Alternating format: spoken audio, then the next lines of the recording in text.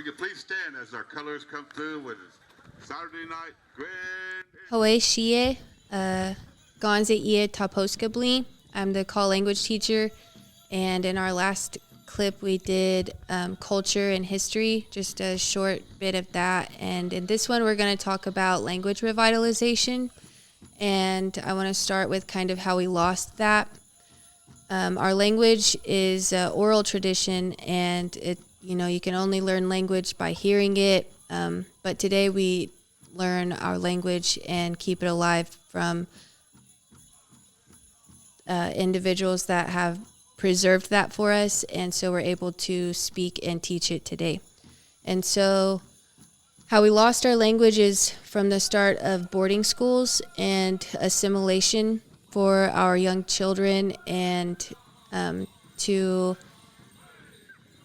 from the government trying to help us be able to be part of their society and their way of life, and it was supposed to help our lives be easier.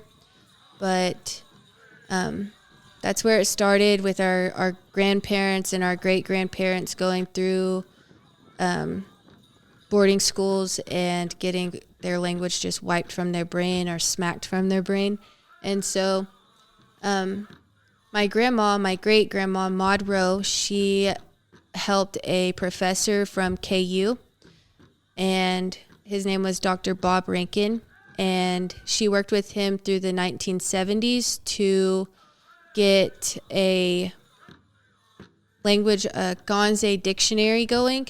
And so that was 10 years worth of work, and she was able to successfully preserve our language by doing that. He also recorded a lot of audio, like hours and hours of audio of her just speaking Gonze Ie. After that, she did preserve our language, and my grandpa, Elmer Clark, he also was a language speaker. He was our first language speaker, which means that was the first language he knew, was Gonze Ie. And then my mother, little Carol Clark, she was also part of the language department when I was young, and she was a teacher, and that's kind of what I wanted to be when I grew up too.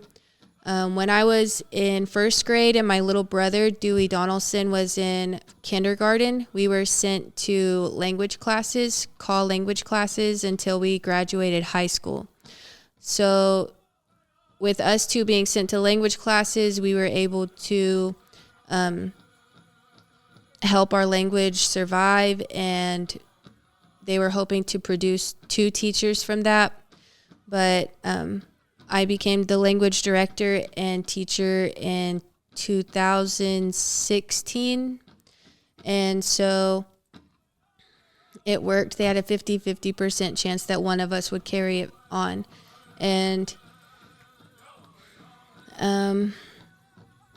like today I teach different school districts. One is Scheidler, Ponca City, Peckham, and Newkirk.